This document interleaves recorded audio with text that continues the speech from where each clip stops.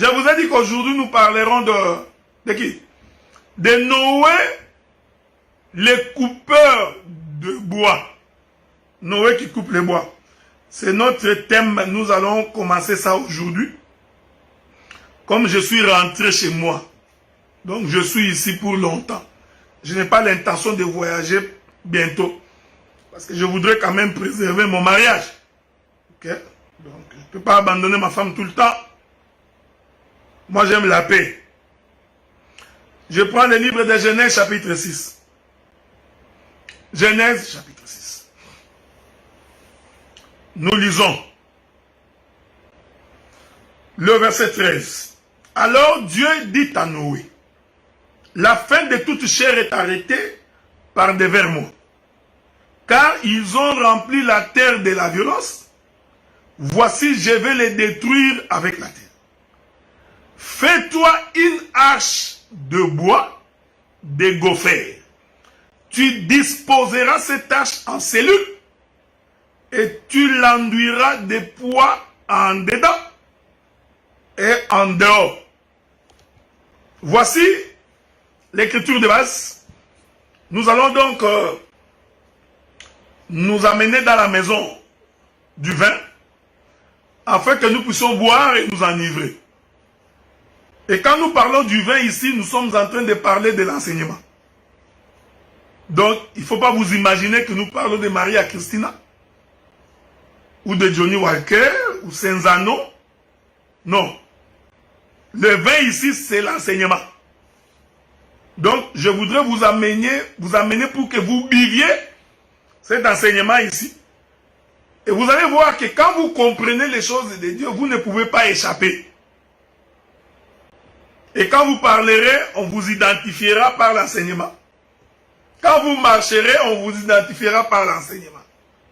L'Éternel Dieu décide de détruire la terre. Écoutez-moi bien. Alors Dieu, pour détruire la terre, il demande à Noé de construire l'arche. Et il précise à Noé que tu construiras l'arche avec les bois de gopher. Que la paix du Seigneur soit avec vous. Parce que les hommes de cette époque étaient devenus méchants. Ils ne priaient plus Dieu. C'est comme aujourd'hui, bien aimés dans le Seigneur. Les hommes sont mauvais. Ils sont rancuniers. Ils font la guerre. Quand nous cherchons la paix, l'homme cherche la guerre. Ils sont dans des disputes, dans des divisions, dans des généalogies, dans des lignées. Les hommes sont devenus pervers. Il suffit de regarder les réseaux sociaux pour vous rendre compte jusqu'où va le monde. Vous allez vous rendre compte que le monde est complètement détruit. Alors Dieu prend la décision de détruire la terre. Un jour, on posa la question à Jésus, donne-nous les signes de ton avènement. Ma bien-aimée sœur, je te salue. Le Seigneur répond aux Juifs, il dit, il ne vous sera donné aucun autre signe. Si ce n'est que ce qui se passa du temps de Noé. Il dit, ce qui arriva du temps de Noé arrivera de même au temps de l'avènement du Fils de l'homme. Oh, bien-aimés dans le Seigneur, nous allons visiter Noé pour nous rendre compte qu'est-ce qui est arrivé au temps de Noé. Au temps de Noé, les hommes étaient remplis de méchanceté. La Bible dit qu'au point où Dieu s'est repenti d'avoir créé l'homme. Donc Dieu a regretté pourquoi j'ai créé l'homme. Parce que les penchants de l'homme sont tout le temps, constamment, tournés vers les choses de la terre. Tournés vers les mauvaises choses. C'est ça le penchant de l'homme. Que la paix de Dieu soit avec vous. Alors Dieu va donc décider de détruire la terre. Ce qui arriva du temps de Noé va arriver aujourd'hui. Alors qu'est-ce que Dieu fait? Dieu dit, Noé, tu vas donc construire l'arche. Je voudrais dire ceci, frère. L'arche est donc l'endroit qui permettait la protection de l'homme pour échapper à la destruction. Bien-aimés dans le Seigneur, sans l'arche, l'homme ne peut pas échapper au déluge. Sans l'arche, tu ne peux pas entrer au ciel. Voyez, au temps de Noé, il a fallu l'arche pour que les gens qui seront dans l'arche survivent au déluge. Qu'ils survivent au jugement de Dieu. C'est ce que je voudrais dire ce soir, bien-aimés dans le Seigneur. Sans l'arche, aucun de vous ne survivra dans ce monde. C'est ça l'enseignement que nous voulons tirer dans notre propos d'aujourd'hui. Que la paix du Seigneur soit avec vous. Mais regardez, pour que Noé construise l'arche, Noé devait donc aller couper les bois. Donc, Noé devait quitter les lieux de sa demeure. Noé devrait se déplacer, aller dans la forêt, et là-bas, Noé doit couper les bois. Et Noé, quand il coupe les bois, il va donc couper les bois dans la forêt. Noé, je précise que c'est Noé, c'est Noé.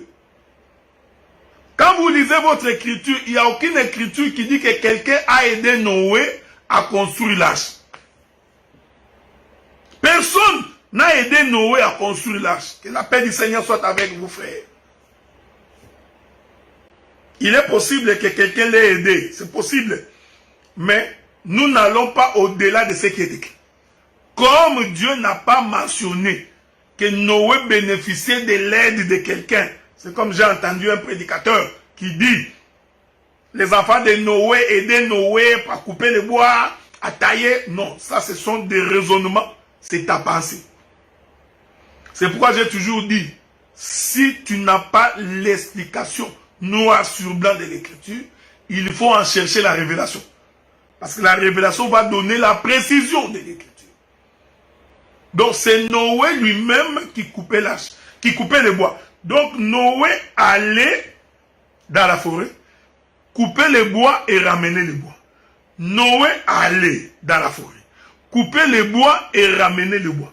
Donc, personne ne venait parce que quand Noé coupait les bois, il l'amenait dans un lieu. Les lieux où Noé amenait le bois, c'était les lieux du rassemblement. Donc, tous les bois qui devaient constituer l'arche devaient donc se retrouver en un seul lieu. Donc, nous comprenons que lorsque Noé se déplace pour aller récupérer le bois, ce que Noé fait là, c'est une trompette de rassemblement. Que Dieu vous bénisse. Voyez?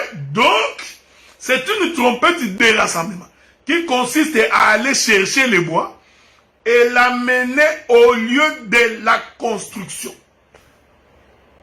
Donc, Noé devait trouver les arbres dans la forêt, couper les arbres. Vous voyez, frère, ici, faites attention parce que Noé n'est pas un agriculteur. Ici, nous ne prêchons pas l'agriculture.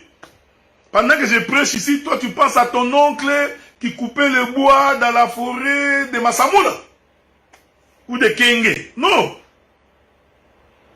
Donc, Dieu a une autre vision de ce qu'il est en train d'enseigner. Maintenant, comme pour définir les bois, c'est-à-dire les arbres, nous n'avons pas besoin d'aller lire les dictionnaires. Quand bien même que les dictionnaires, des fois, est important, nous allons donc lire les Écritures. Regardez. Commençons par définir ce que c'est le bois. Je prends les Écritures. Ça va nous permettre de pouvoir avancer calmement. Première Écriture. Vous avez les stylos à la maison. Écrivez. Prenez. Allons doucement. Première Écriture. Je prends Matthieu chapitre 3, verset 10. Matthieu chapitre 3, verset 10. Nous lisons. Ça, c'est Jean-Baptiste. Il dit ceci. Déjà, la cognée est mise à la racine des arbres. Tout arbre qui ne produit pas de bons fruits sera coupé et jeté au feu. Je prends une autre écriture. Non. Oui, j'ajoute une autre écriture. Tout ça, c'est pour votre instruction. Luc chapitre 3, verset 9. De même que la cognée est mise à la racine des arbres, tout arbre donc qui ne produit pas de bons fruits sera coupé et jeté au feu. Quand Jean-Baptiste est en train de parler des arbres ici, Jean-Baptiste voyait les hommes. Donc il regardait les pharisiens, les Israélites, tout ce monde qui venait pour se faire baptiser.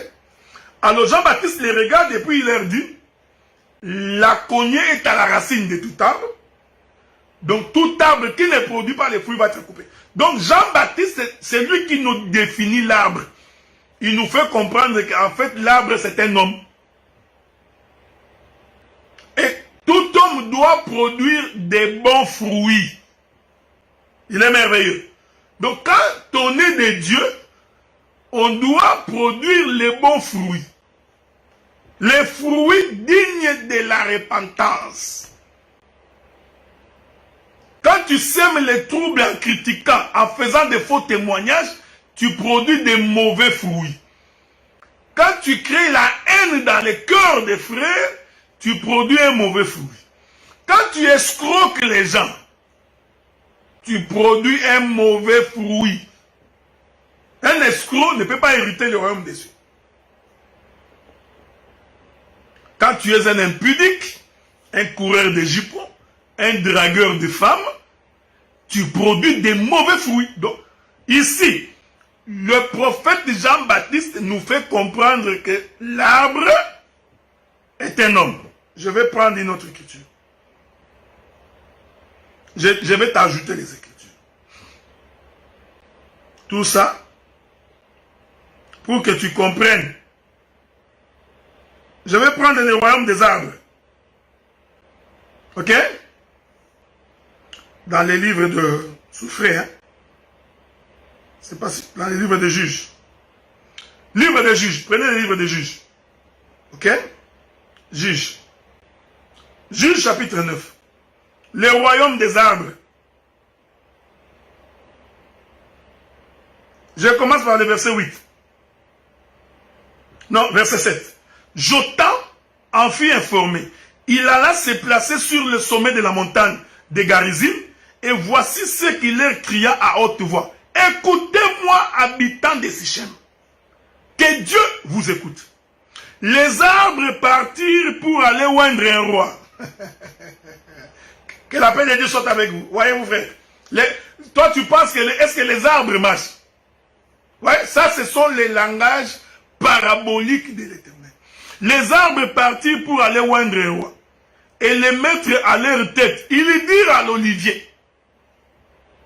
Donc, l'olivier, c'est un arbre. Ce n'est pas moi qui dis, c'est juge, frère. Ils dirent à l'olivier, règne sur nous. Vous comprenez que quand l'Éternel a créé les arbres dans la création, en réalité, l'Éternel créait les hommes. Toi, voilà, c'est ça que tu pensais, non? Tu mangeras de tous les fruits des arbres du jardin, sauf l'arbre du milieu. Je t'informe que tous les arbres du jardin, c'était des hommes. Que la paix de Dieu soit avec vous. Mais l'olivier leur répondit, renoncerai-je à mon huile, qui m'assure les hommages de Dieu et des hommes, pour aller planer sur les arbres? Donc, que la paix de Dieu soit avec vous. Voilà pourquoi quand nous vous avions dit que au jour de Noé, lorsque le déluge est allé se percher sur une montagne, et que Noé va envoyer la colombe. Quand la colombe est allée, au retour de la colombe est rentrée avec la feuille de l'olivier. Nous te disons que cette feuille de l'olivier là, c'est tout un homme. C'est pas moi, c'est l'écriture. Donc en fait, la colombe est allée récupérer tout un homme qui s'appelle la feuille de l'olivier. Il va l'amener dans l'arche. Je vous laisse continuer. Je donne une écriture. L'olivier a refusé. Les arbres dirent au figuier, viens-toi, règne sur nous. Mais le figuier leur répondit, renoncerai-je à ma douceur? Merveilleux. À mon excellent fruit. Pour aller planer sur les arbres. Les arbres dirent à la vigne, viens-toi, règne sur nous. Vous voyez, les royaumes des arbres. Mais la vigne leur répondit, renoncerai-je à mon vin, qui réjouit Dieu et les hommes pour aller planer sur les arbres? Alors tous les arbres dirent aux buissons d'épines, viens-toi, règne sur nous. Les buissons d'épines répondirent aux arbres, si ce n'est de bonne foi que vous voulez me oindre pour votre roi, venez, réfugiez-vous. Mais j'ai toujours dit ceci, vous voyez les doctorats, hein? C'est pas ce que vous prétendez. Hein? Les doctorats, ce n'est pas ce que vous prétendez, frère. Les doctorats, ce n'est pas Wenge. Frère, les doctorats, c'est pas Zaïkola la langue. Maison mère, non. Les doctorats, ce n'est pas Vita. Parce que tu vois, nous qui avions grandi à Kinshasa, parce que moi je suis Kinois. Vita, c'était l'équipe de, on disait à l'époque l'équipe de Bayaka. C'est-à-dire que tout le monde comment on appelle ça aujourd'hui? Tchangou, voilà. Matete, Tchangou, Kingasan. Il ne faut pas blaguer avec Vita. Oui! Les Vita Clébiens peuvent te bouffer. Mais mon thème à Pembe, c'était la classe. Donc, il suffit d'assister à un match de Vita Club. Après le match, tu verras comment au stade, il y a des babouches qui traînent partout, tout ça. Bon. Donc, les doctorats, c'est pas vite, hein, frère. C'est pas faire beaucoup de bruit. Tu penses que c'est le doctorat? Non. Les doctorats, c'est cette capacité de comprendre les Écritures. Tu as remarqué? L'olivier a refusé. Le figuier a refusé. La vigne a refusé. Mais l'épine, voilà. Je te donne un devoir à domicile. L'épine, lui, il accepte de régner. Quand l'épine règne sur vous, qu'est-ce qui arrive? Vous êtes sous les coups de la malédiction. Voilà pourquoi l'Éternel avait dit à la terre, toi terre, tu produiras les épines. Avez-vous remarqué ça? Or, les épines produites par la terre est une couronne, c'est un roi qui domine sur la terre. Et la terre sur laquelle l'épine est en train de dominer, ce sont les arbres. Voilà pourquoi quand vous avez un ministre épine, vous allez voir, l'église n'a que des problèmes. Celui qui crée les problèmes, c'est les ministres. Frère, non, une église doit avoir des problèmes qui viennent du peuple. Les problèmes devraient venir du peuple. Et nous, les ministres, c'est à nous d'aller résoudre ces problèmes. Mais lorsque les ministres deviennent un problème dans l'église locale, c'est une épine. Vous comprenez pourquoi Jésus a porté... Il est merveilleux. Bon, je vais vous dispenser ça. J'ai donné ça pour attester que les arbres sont des humains. Ce sont des hommes. Ok? Je vais ajouter une autre question. Ajoutons. Ajoutons. C'est pas fini. Ok? Je fais comme ça, c'est l'enseignement. Ok? Vous voyez, quand je prêche dans une église, là, je suis en train de courir, c'est autre chose. Mais quand je fais l'enseignement, je suis calmement. C'est comme ça que j'avais demandé au bien-aimé de l'Italie. Il faut me suivre quand je suis assis comme ça à la maison. Parce qu'ici, je parle doucement, calmement. Okay? Quand je suis à l'église, nous faisons des montées. Nous descendons, nous courons très vite. Hein? À la vitesse de la 5e génération. C'est comme je disais à mon bien-aimé, le docteur Oscar, j'ai dit que Aujourd'hui, nous prêchons 5G, la prédication 5G. Il faut avoir le courage.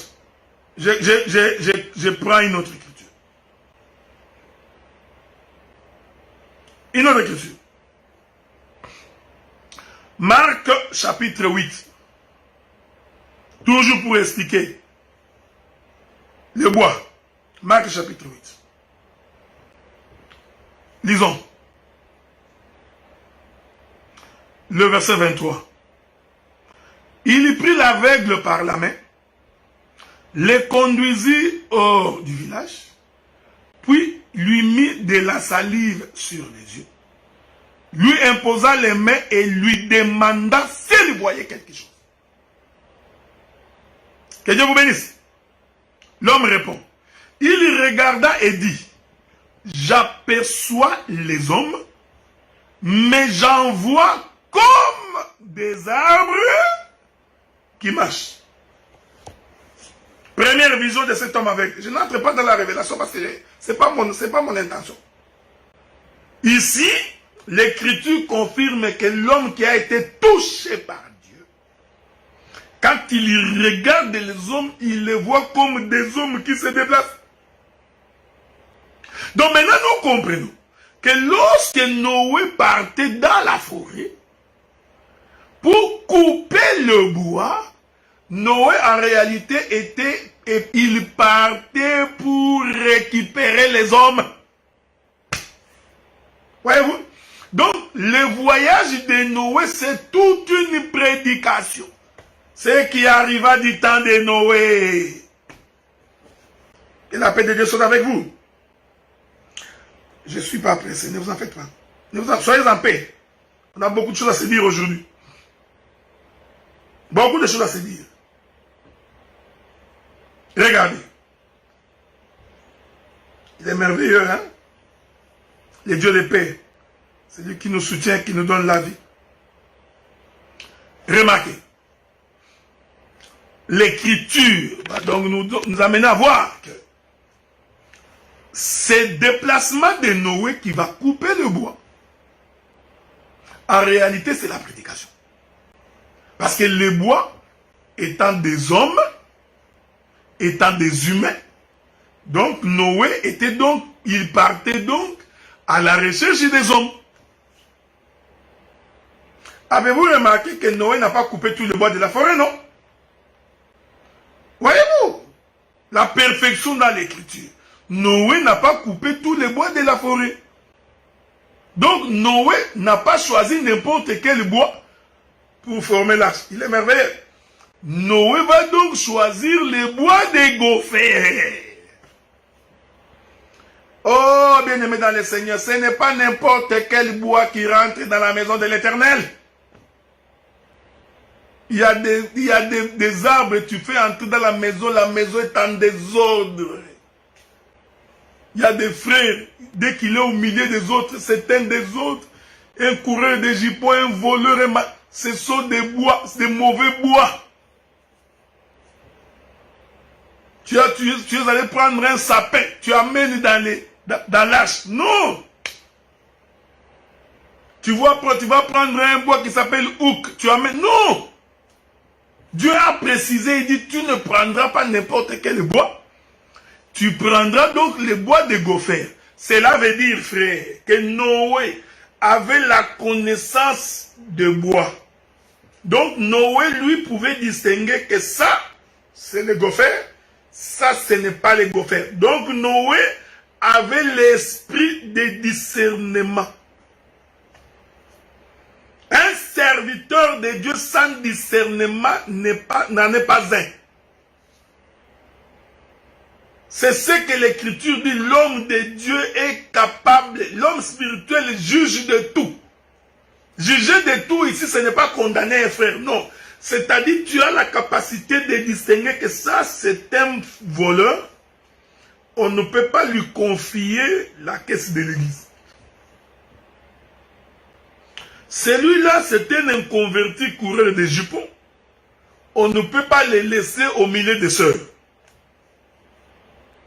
Donc, Noé avait le discernement.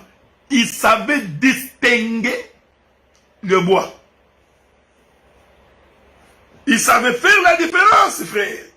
Voilà pourquoi nous disons que le bois qui viendra constituer l'arche n'est pas un bois comme tout autre bois.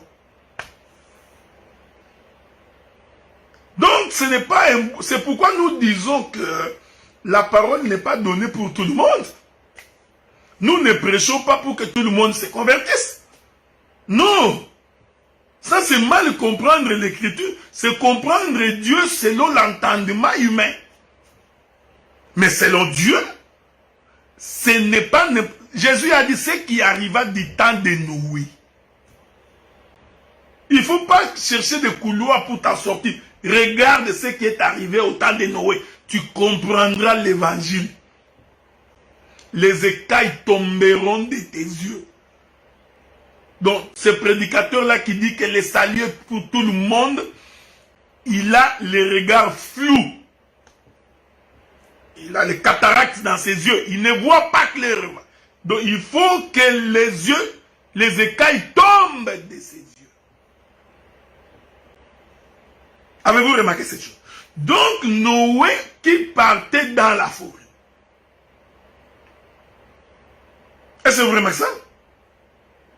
Donc, Noé qui va dans la forêt, c'est celui-là qui va prendre les hommes, les récupérer de la forêt et l'amener au lieu du rassemblement. Vous voyez, frère, c'est toute la prédication.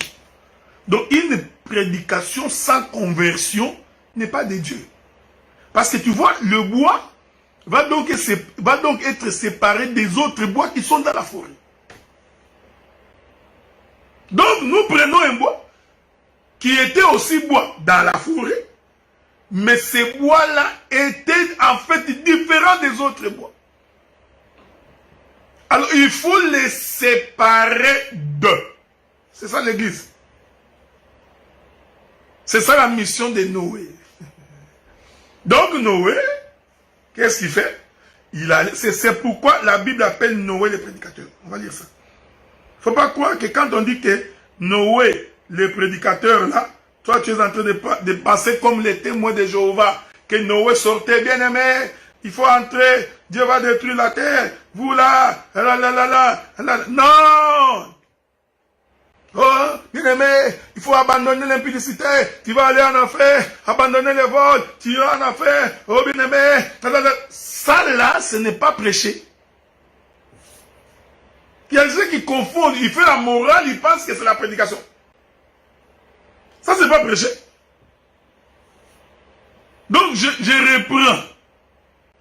Écoutez. Ça, c'est Paul qui dit ça dans les livres de... Dans les livres des Hébreux. Hein. C'est pas si ça. Ou Pierre. 2 Pierre chapitre 2. 2 Pierre chapitre 2. Verset 5. S'il n'a pas épargné l'ancien monde,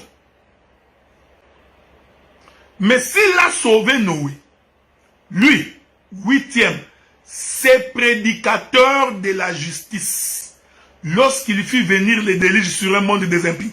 Je précise, c'est prédicateur de la justice. Faites attention. Quand nous allons voir Noé, nous ne verrons pas où Noé a prêché. Mais le frère Paul dit de Noé qu'il était le prédicateur de la justice. Mais c'est quoi la prédication de la justice? C'est couper les bois.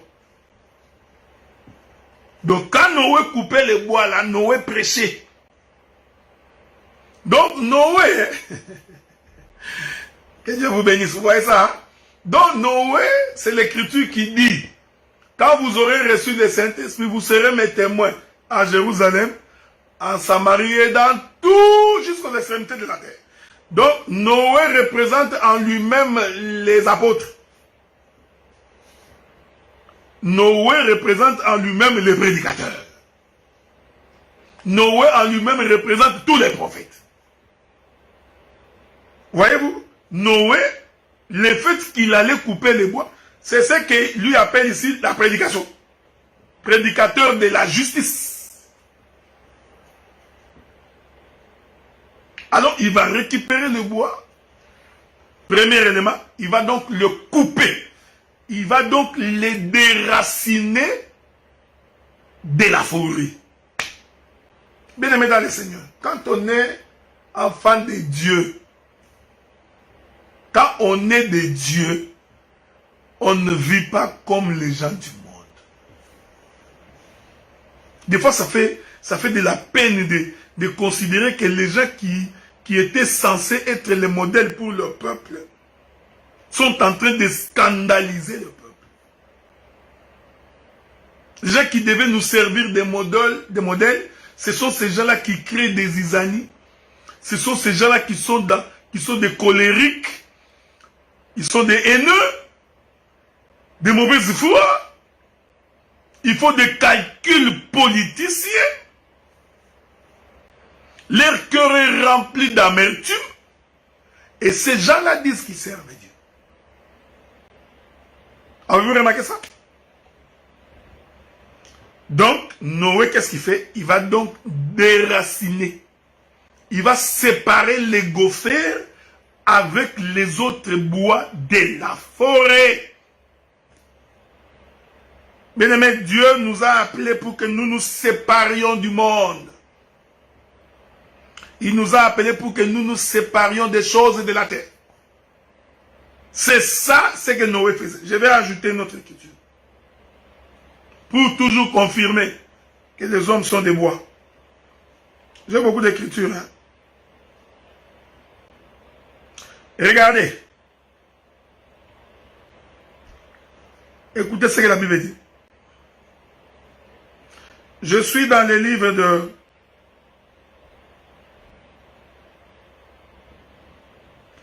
Luc chapitre 23. Luc chapitre 23. Luc chapitre 23. Je vais commencer par le verset 29. Car voici des jours viendront où l'on dira, heureuses les stériles, heureuses les entrailles qui n'ont point enfanté, et les mamelles qui n'ont point allaité. Ça là, il faut avoir l'œil pour voir. Hein? Alors ils se mettront à dire aux montagnes, tombe sur nous, et aux collines, couvre-nous. Écoutez ce que Jésus dit. Si l'on fait ces choses au bois vert, qu'arrivera-t-il au bois sec? Voyez-vous? On conduisit en même temps deux malfaiteurs qui devraient être mis à mort avec Jésus. Avez-vous remarqué? Jésus dit, si l'on fait ceci à un bois vert, le bois vert ici, c'était lui. Alors il dit, que ferait-on à un bois sec? Le bois sec, c'est vous. C'est nous. Donc Jésus confirme que nous sommes de bois. Mais regardez, regardez, regardez. Pour qu'un bois soit sec, il doit donc être coupé de sa racine. Avez-vous remarqué ça? Ce qui fait la caractéristique d'un bois, c'est parce qu'il est coupé de sa source. Hein? Voilà. Quand on te coupe de ta source, de ta racine, donc tu n'es plus alimenté, alors tu deviens un bois sec. Tu peux alors servir dans la construction de l'arche. Est-ce que vous comprenez ce que j'ai dit? J'explique les choses du royaume, frère. Oh, couper le bois de sa racine, c'est l'enlever du péché. Il faut que Dieu te ôte, qu'il coupe les cordons ombilicaux qui te relient à ta mère.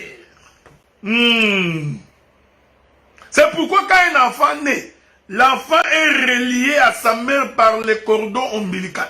C'est-à-dire la mère est en train de nourrir l'enfant. Le sang qui circule vient de la mère. La nutrition vient de la mer. Or, la mer ici, c'est la terre. Est-ce que vous voyez ça, frère? Donc, quand quelqu'un croit au Seigneur, on doit donc couper les cordons ombilicaux. Ainsi, nous comprenons que quand Israël sortait de l'Égypte, parce qu'Israël était nourri par l'Égypte, Israël, ici nous expliquons que Israël, c'est aussi lui, le bois de Gopher. Israël était nourri par l'Égypte. L'Égypte était comme sa mère. Mais Dieu dit, tu laisseras mon peuple partir pour me servir. Que mon peuple sorte pour m'adorer. Ici, Israël, c'est aussi un bois de Gopher. Et nous expliquons que l'Égypte, c'est ça la forêt. Donc le monde est une forêt, frère. Il faut donc que Noé descende dans la forêt. Remarquez, frère. Donc Noé devait descendre dans la forêt. Oh, le mouvement de Noé qui descend dans la forêt là, c'est ça le Seigneur Jésus-Christ qui vient dans le monde. Avez-vous remarqué ça? L'Éternel dit à Moïse, j'ai entendu les cris que les oppresseurs font pousser à mon peuple. Je suis descendu. Je suis descendu pourquoi? Pour couper les cordons ombilicaux. Est-ce que vous remarquez ça? C'est pour dire ceci, frère. C'est pour dire ceci. Quand on est enfant de Dieu, il faut que la racine du péché soit coupée. Et cette racine du péché ne peut être coupée que par la parole vraie, authentique, qui donne à l'homme la crainte de Dieu et la haine du péché. Non, il y en a d'autres, même s'il est avec nous, comment on appelle ça, son abdomen, je ne sais pas moi quoi. Je ne sais pas comment vous appelez ça en français. Vous qui connaissez le français mieux que moi. Moutolu c'est quoi? Bon, vous allez trouver, vous allez revenir sur moi. Vous allez m'écrire, je vais lire ça. Donc, l'homme est dans l'église, mais il est toujours attaché à sa mère. Toujours.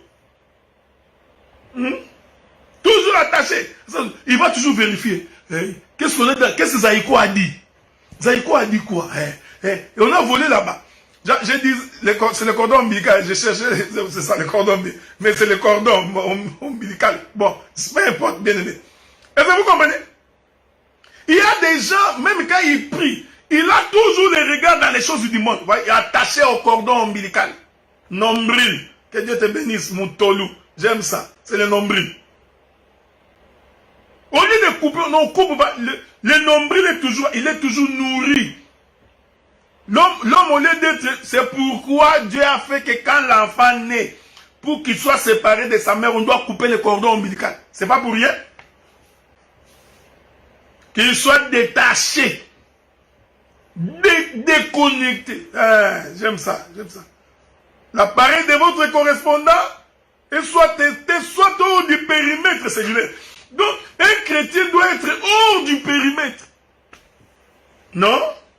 Tu verras un prédicateur, il ne connaît que les choses du monde. Il est tellement attaché aux choses terrestres. Tellement attaché aux choses de ce monde. Donc il est nourri par ça. Il adore ça. Moi, des fois, on me pose la question, Adla, tu connais déjà, je ne connais pas. Comment tu connais? Je ne connais rien. Les choses du monde ne m'intéressent pas. C'est comme je disais à quelqu'un avant-hier, j'ai dit, il paraîtrait qu'il y a des vidéos de femmes qui sont allées à Dubaï faire des bêtises. Mais regardez comment les gens sont intéressés pour aller voir des futilités. Et ça là, vous dispatchez, comme on dit en anglais. Vous dispatchez ça à gogo. Donc il envoie 10 000 personnes, 15 millions, 18 millions pour aller voir un homme nu avec une femme nue. Les cordons attachés à ces choses-là. Vous croyez que c'est ce qui arrive aujourd'hui, c'est une chose nouvelle? Salomon avait raison de dire qu'il n'y a rien de nouveau sur la terre. Ce qui a été, vous pensez que c'est aujourd'hui que les hommes couchent avec les animaux? Attendez. Je vais vous trouver cette écriture là. Je ne sais pas si je trouverai ça. Voilà. Lévitique chapitre 18. Prenez votre Bible. Qu'est-ce qui vous attire dans le monde? Quoi? Qu'est-ce qu'il y a de plus attractif dans le monde? Frère, je vous dis qu'il n'y a rien. Prenez Lévitique. Chapitre 18. Verset 23. Tu ne coucheras point avec une bête pour t'essuyer avec elle. La femme ne s'approchera point d'une bête pour se prostituer avec elle. C'est une confusion. C'est pas nouveau. C'est que vous voyez à Dubaï, les gens sont en train de faire tout ça. Il n'y a rien de nouveau. Dieu savait que l'homme, c'est un pervers. Ce qui arriva du temps de Noé va arriver.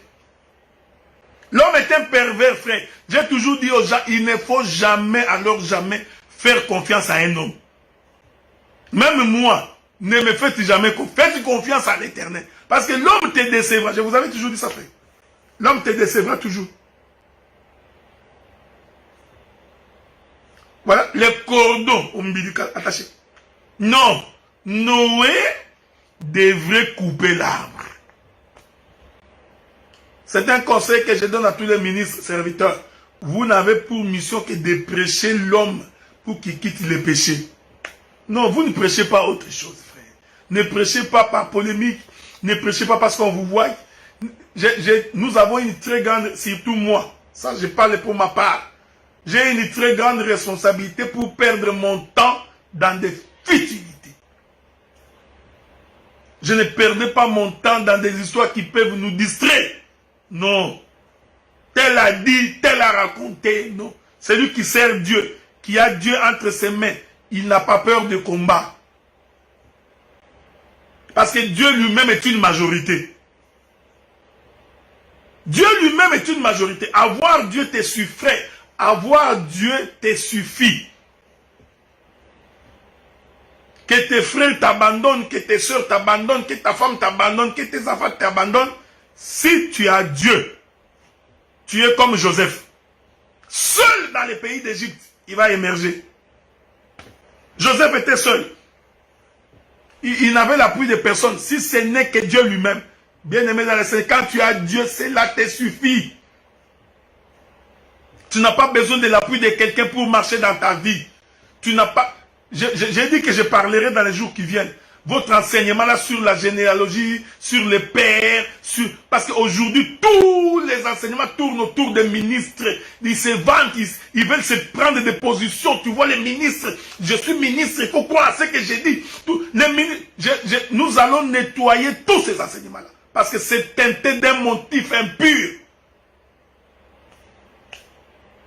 Tout le monde commence à appeler tout le monde père, père, père, père, père. On ne comprend plus rien, absolument rien. Au lieu de prêcher Christ, nous faisons des gens pour qu'ils deviennent nos enfants. Pour qu'ils deviennent nos disciples. Ça, nous n'avons jamais prêché comme ça. Nous n'avons jamais dit ça. Oh non, tu vois comme tu es avec moi, il ne faut pas causer avec tel. Comme tu es avec moi, il ne faut pas parler avec tel. Ça là, pas dans ma bouche. La Bible dit que vous n'avez jamais été affranchi pour devenir esclave de quelqu'un. Nous précisons, frère. Noé était parti pour couper les bois. Pas pour autre chose, frère. Il n'était pas rentré dans la forêt pour regarder. Oh, goyave. Oh, j'aime les litondo. Oh, tu vois, je vais manger les momboya. Qu'est-ce qui s'est passé là-bas? Non, ça n'intéressait pas Noé. On s'en fout de ce que le monde dit. Laissez les morts enterrer les morts. Ayons les regards focalisés sur Christ. C'est ce qui est important.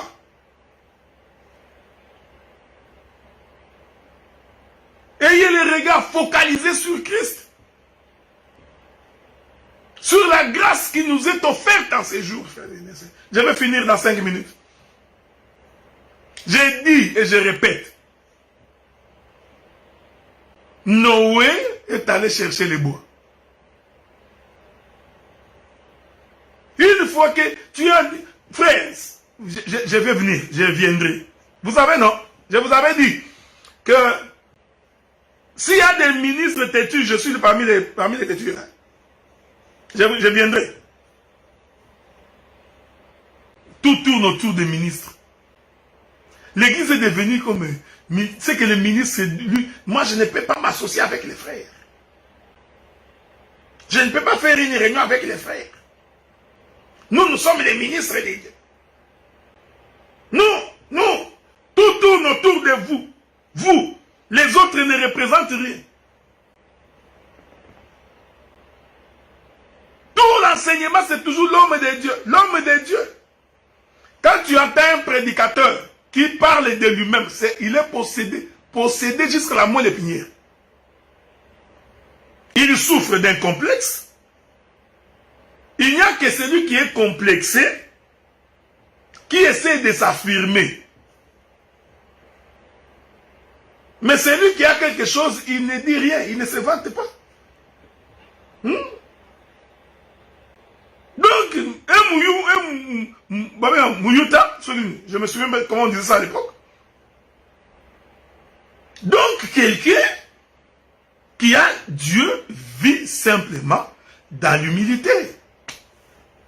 Il ne se vante pas être quelque chose. Il prêche l'évangile, les hommes découvriront la grâce qui est sur toi.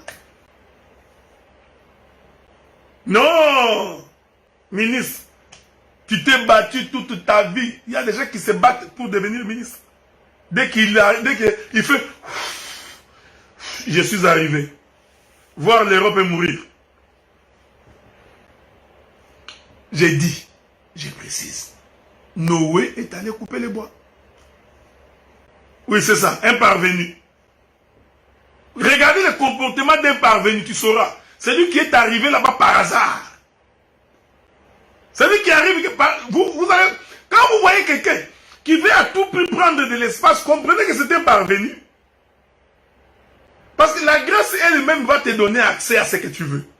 Quand Dieu agrée la voix d'un homme, frère, quand Dieu t'agrée, il te donnera la position que tu ne veux pas. C'est pourquoi la Bible dit, quand vous venez dans une fête, refusez d'aller prendre les premiers sièges, de peur que l'ordonnateur de la fête ne puisse te dire, non, ici n'est pas ta place, rentre derrière. C'était la place réservée à quelqu'un d'autre. Autant mieux aller t'asseoir derrière, comme ça on va te prendre, on va t'élever. Ça, je suis dans l'exhortation. Nous avons des gens comme ça, il veut prendre la place, il veut qu'on voie, nous, c'est toujours... Moi, je suis le docteur des docteurs. À part moi, c'est un esprit que j'ai trouvé en Europe, un esprit mauvais. Un esprit mauvais qui est en train de circuler en Europe. Un esprit, je l'ai vu cet esprit-là, en train de circuler les rues des pays européens. Non, moi je connais plus que tout le monde ici en Europe. Ouais, l'homme est attaché, cordon ombilical. Cordon, attaché aux choses du monde. Attaché là-bas. Donc même quand il veut partir, on le tire par les cordons. Il faut rentrer ici. Voyez, bien aimé dans le Seigneur. Noé, coupeur de bois. Je n'ai pas fini, ne vous en faites pas. Il y a de la matière ici, beaucoup. Je dirais beaucoup de choses sur Noé. Noé va donc couper les bois. Il amène. Il coupe. J'ai dit couper là, c'est déraciner. Ôter. Couper la racine du péché. Que la paix de Dieu soit avec vous. Il coupe la racine. Il amène. Je vous informe que pour que le bois de gopher entre dans l'arche, ce bois-là doit être taillé. Il doit être taillé. C'est-à-dire que le bois ne peut plus garder la même forme qu'il avait quand il était dans la forêt. Donc le bois doit... Attends. Il y a des choses que je dois dire aujourd'hui. Attendez. C'est pas vrai. Lisons une écriture. C'est le frère Paul qui dit ça. Écoutez ce que Paul dit. Philippiens chapitre 2. Philippiens chapitre 2.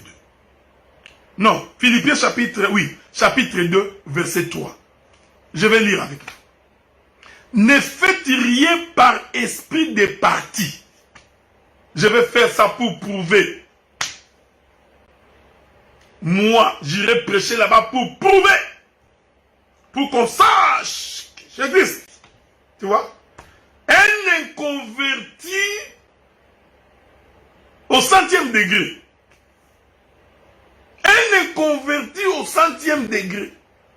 Il fait des choses par esprit de parti. Donc lui, quand il veut prêcher, c'est pour qu'on sache qu'il existe. On va sentir. Là, il va aller se concentrer, il se concentre pour aller trouver une révélation, des fois qu'il n'en est même pas une. Tu as vu ça faire? Alors il se vante que lui connaît, il est en train de critiquer tout le monde. Il dit, non, Guy Guston, lui ne connaît rien. Mais si tu connais, tu encadres, tu n'insultes pas. Tu donnes des directives, tu aides. C'est ça être véritable enfant de Dieu. Le frère Paul dit, ou par vaine gloire. Frère, il y a même quelqu'un qui a prétendu, il dit à son frère, ça il me parlait, oh docteur, moi je peux prêcher plus que toi. J'ai dit alors, ça fait quoi? Ah, ça fait quoi? Mais je te laisse si tu peux. Est-ce que nous allons nous battre pour ça? Je peux aussi. Moi je peux. C'est comme un joueur. C'est comme un supporter dans les pourtours. Au balcon. Il pense que quand il va entrer dans le terrain, il va jouer. Maintenant quand on le fait entrer, après 30 minutes, il a la langue qui pend. Il n'a plus de prédication. Là il devient expert en doctrine. Doctrine. On monte comme ça doctrine. Nous rentrons comme ça, doctrine. Donc, il n'a que des doctrines. La révélation, pour l'avoir, il doit aller se concentrer, il s'enferme dans sa chambre. Il va aller lire 18 prédicateurs. Il cherche une synthèse. Vaine gloire. Frère bien-aimé, vaine gloire. Nous nous apprêtons pour rencontrer le Seigneur. Nous prêchons pour notre propre vie. C'est pour l'excellence que nous rencontrons. Paul a dit, je cours non pas comme quelqu'un battant l'air, mais je cours comme un soldat qui se discipline avec l'intention d'avoir la couronne. Non, nous allons faire ça pour effacer les autres. Je vais faire ça pour que la famille sente que j'existe. Je vais acheter l'auto pour qu'on sache que moi j'ai une auto. Vaine gloire. Mais que l'humilité vous fasse regarder les autres comme étant au-dessus de vous-même. Ça là. Donc tu viens comme ça parmi les frères. Tu fais en sorte que tu es un frère comme tout autre frère. Je ne parle pas de la fausse humilité. Il y a des gens qui ont de fausses humilités. Tu sais, pour connaître quelqu'un qui a une fausse humilité, il faut la voir en privé. Tu verras l'orgueil. Des gens qui ont de fausses humilités. Premier élément, ils ne demandent jamais pardon. Si tu vois quelqu'un qui ne demande jamais pardon, dis-toi que cet homme n'a jamais eu l'humilité. Premier élément, pour comprendre quelqu'un qui n'est pas humble, c'est seulement quelqu'un qui ne sait pas demander pardon. Il a toujours il a l'esprit adamique. Parce que Adam avait l'esprit de toujours se justifier. Ce n'est pas moi. Ce n'est pas moi. Donc il a toujours des raisons pour démontrer que lui avait raison. Mais il ne voit jamais son erreur. Fausse humilité. Ça, ce sont des fausses humilités. Quand tu as offensé quelqu'un, tu demandes pardon. Et toi aussi, quand tu as Dieu, quand on te demande pardon, tu pardonnes et tu oublies. Pardonner ne veut pas dire qu'il faut que nécessairement que vous marchiez ensemble. Non. Tu pardonnes et tu oublies. Ce n'est pas qu'à chaque fois qu'on te voit, tu rappelles toujours, ah, ce frère-là m'a fait ceci. Après 6 mois, il m'a fait ceci. Une année, il m'a fait ceci. 2 ans, il m'a fait ceci. Hey, Likambo, problème. 5 ans, 6 ans, 7 ans, frère. chose. Non, mais honnêtement là, ça n'a aucun sens. On ne peut pas répéter la même chose pendant 10 ans, frère. Non. Tu pardonnes, oui, oui, je pardonne, c'est oublié, c'est parti, c'est parti. Vous savez faire. J'ai toujours dit aux gens que c'est Dieu qui combat pour ses enfants. Ce n'est pas à force de parler que tu auras gain de cause. Laisse Dieu te justifier quand tu as des problèmes avec des gens. Et la Bible dit que pendant les moments de tumulte, les sages se taisent. Il n'est besoin pour toi de te justifier, beaucoup de justifications. Non. Il y a une expression en français qui dit que l'État est le meilleur allié de l'homme. J'ajoute l'écriture. Tout ça, c'est pour vous expliquer que le bois doit être coupé de son cordon ombilical. Abandon du péché. Colossiens chapitre 2. Vous voyez, j'ai beaucoup de flèches dans mon camp, quoi. Colossiens chapitre 2. Qu'aucun homme, sous une apparence d'humilité. Vous voyez, frère, Paul avait vu tous ces gens. Hein? Sous une apparence d'humilité. Et par un culte des anges, ne vous ravisse son gré les prix de la course. Tandis qu'il s'abandonne à ses visions et qu'il est enflé d'un vain orgueil par ses pensées charnelles. Avez-vous remarqué ça? Avez-vous vu ça? Donc, quelqu'un peut avoir une fausse humilité. Attends, je vais vous donner une autre question. Une fausse humilité. C'est pourquoi quand on est de Dieu, on doit être véritablement converti. Je voudrais vous trouver notre écriture.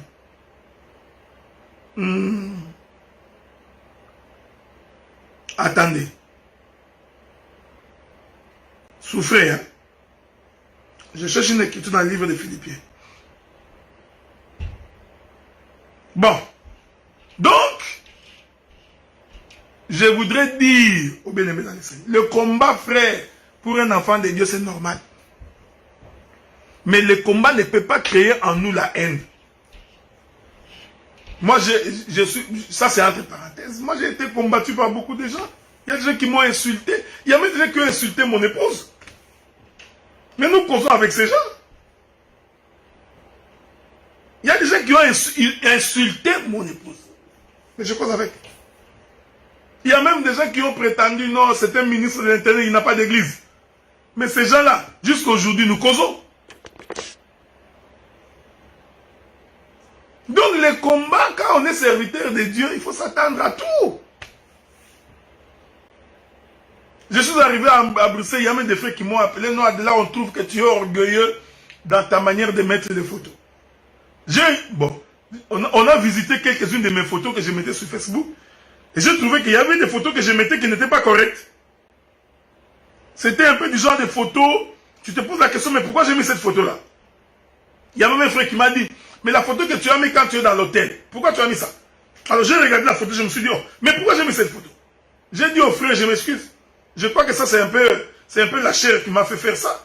Je vais enlever toutes ces photos. C'est passé, non? J'ai même pris la résolution que quand moi je mets les photos, je mettais les photos de l'église. Les membres de l'église, les cultes. Mais mes photos à moi personnelles, en train de marcher, tout ça, je ne mettrai plus. Mais je pouvais également dire au frère, oh, m'a dit, écoutez, mais les photos, ça fait quoi? Un orgueilleux n'accepte jamais les remarques. Mais les combats, frère, on en aura.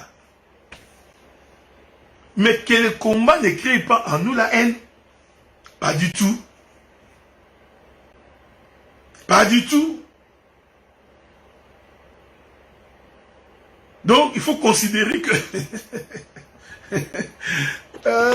ça, je suis sûr et certain que c'est mon bien-aimé Morgan qui écrit des choses comme ça. J'étais sûr. Je n'avais même pas encore lu. Je savais que c'était Morgan qui avait écrit ça. Vous voyez, frère? Donc, il y a des choses... non. On ne se justifie pas en tout. Non, un homme de Dieu ne fait pas des choses comme ça. Et aussi, j'ai toujours dit, frère, c'est que nous refusons, j'en parlerai dans la Bible, ce sont les divisions. Qu'est-ce qu'on entend par division? C'est-à-dire qu'on l'homme, l'un va de l'autre, l'homme de l'autre, ils deviennent des ennemis. Ça, c'est la division. Mais la séparation biblique, la Bible dit que si deux personnes ne se mettent pas d'accord, ils ne peuvent pas marcher ensemble. C'est une écriture. Pourquoi vous voulez refuser ça? Donc, si deux individus ne se sont pas mis d'accord, ils se parlent, ils discutent, ils ne se sont pas mis d'accord, ils se séparent. L'autre va d'un côté, l'autre. Frère, ce n'est pas un péché. Ce qui devient mauvais, c'est lorsque tu es parti, tu commences à critiquer, à insulter ton frère. Ça, là, c'est mauvais. Abraham s'est séparé de Lot, mais Abraham n'est pas allé insulter Lot, Lot non plus. J'ai toujours dit que celui qui insulte, c'est toujours celui qui est complexé. C'est comme dans un mariage, hein, ou dans une relation.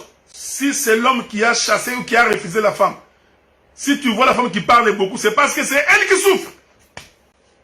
Mais la personne qui ne souffre pas, il s'en fout. Dans un couple, quand tu vois, cet homme m'a fait ceci, cet homme ici, je manque d'appétit, je ne peux pas manger, le foufou ne descend pas. Comprenez que c'est lui qui souffre. C'est lui qui est complexé. Prenez une écriture. Donc, que les gens se séparent, c'est pas grave. Disons une écriture. Écoutez, j'aime le frère Paul. Je prends le livre de Philippiens, chapitre 1er. C'est là qu'on va finir. Je prends le verset 13. Lisons.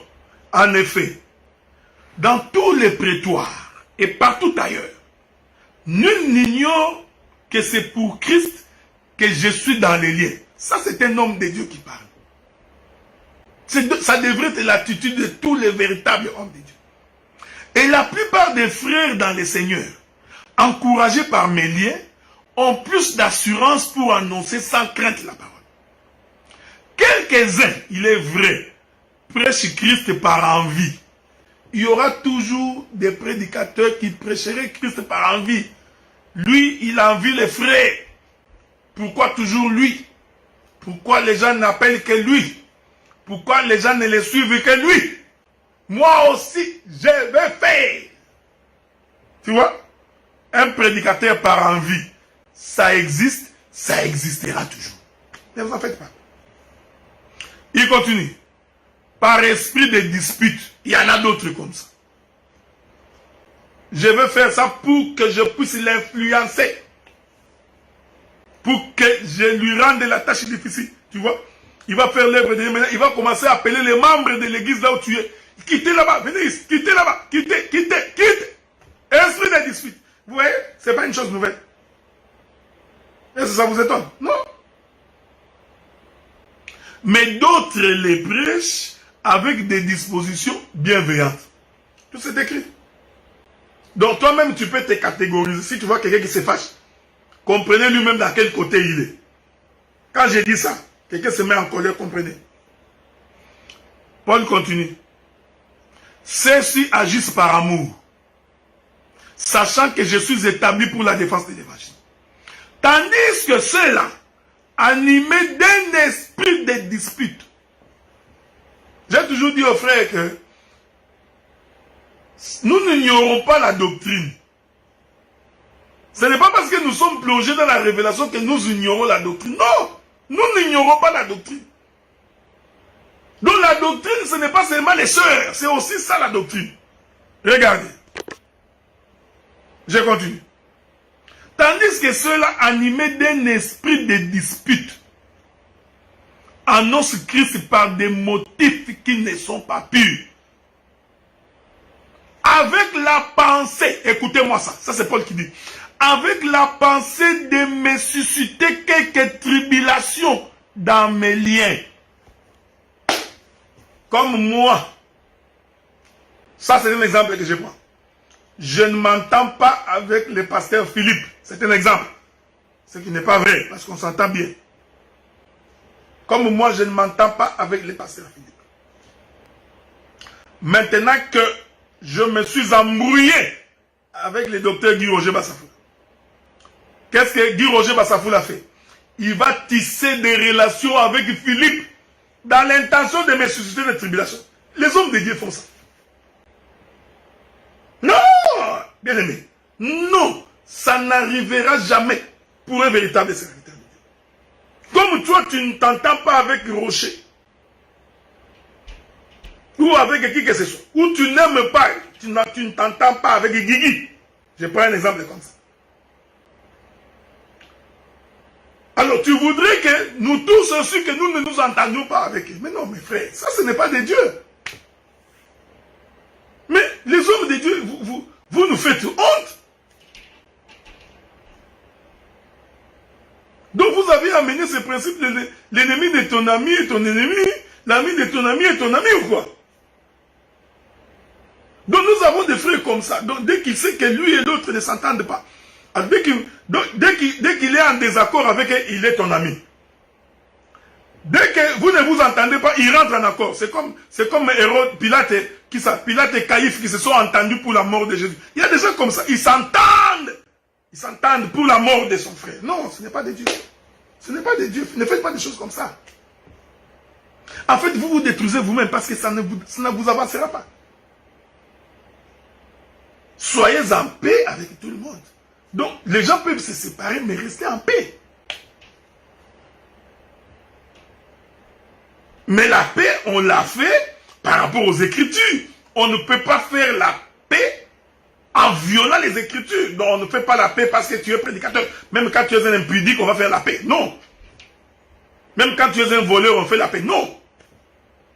Mauvais témoignage, calomniateur. Non. Donc, la paix, même si on doit la faire, on la fait selon les Écritures. Quand tu es mal réputé, on ne fait pas la paix parce qu'on voudrait faire la paix. La Bible dit que la réputation vaut mieux que les sacrifices. Tu peux prêcher l'hippopotame, le crocodile, l'autruche, c'est bien. Mais si ta réputation est mauvaise, c'est fini. Tu vas sombrer. Tu sombreras. Ça... Je vais conclure. Je vais conclure. Vous savez, un jour, j'ai conclu par là, ok? J'ai été long, 1h30, je vais conclure. Vous savez, un jour, l'Éternel dit à Saoul, vous allez tout dévouer par interdit. Vous détruirez tout. Alors, Saoul va en guerre. Il récupère les veaux, les gras, les vaches grasses. Il s'est dit dans sa tête, un voleur, hein, tu vois. Quand quelqu'un est tordu dans sa pensée, il est tordu. Il récupère les veaux. Il ne faut jamais vous fier aux déclarations de quelqu'un. Quelqu'un peut faire une bonne déclaration dans sa bouche, mais son intérieur est mauvais. Son intérieur est très, très mauvais. Il récupère les vaches, il l'amène dans sa cour. Et Dieu, comme il est le maître des temps et des circonstances, il demande au prophète de se déplacer. Le prophète se déplace, je crois que c'était Samuel. Il arrive chez le roi Saoul. Pendant qu'il causait, les bœufs qui étaient tout calmes avant l'arrivée du prophète. Ces vaches-là étaient calmes avant que le prophète n'arrive. Dès que le prophète est arrivé, ici j'ai beaucoup de choses à dire. Dès que le prophète arrive, les bœufs, qu'est-ce qu'ils vont? Ils vont crier. Ici nous disons, les prophètes là qui arrivent là, c'est aussi l'image de Jésus. Les bœufs qui sont en train de crier, c'est les sacerdoces de Moïse. Ça là, on expliquera le jour du Seigneur. Mais j'ai pris cette portion pour l'exhortation. Dès que le prophète arrive, le bœuf crie. Le prophète pose la question au roi. Qu'est-ce que j'entends là? Le roi répond. Un menteur. Mon bien-aimé frère, ma bien-aimée soeur, celui qui ment n'héritera pas les royaumes. Il faut dire la vérité. Même s'il faut assumer, il faut assumer la vérité. Moi, j'ai toujours assumé la vérité de ce que j'ai fait. Quand je vous dis que je l'ai fait, je l'ai fait. Quand je ne l'ai pas fait, je ne l'ai pas fait.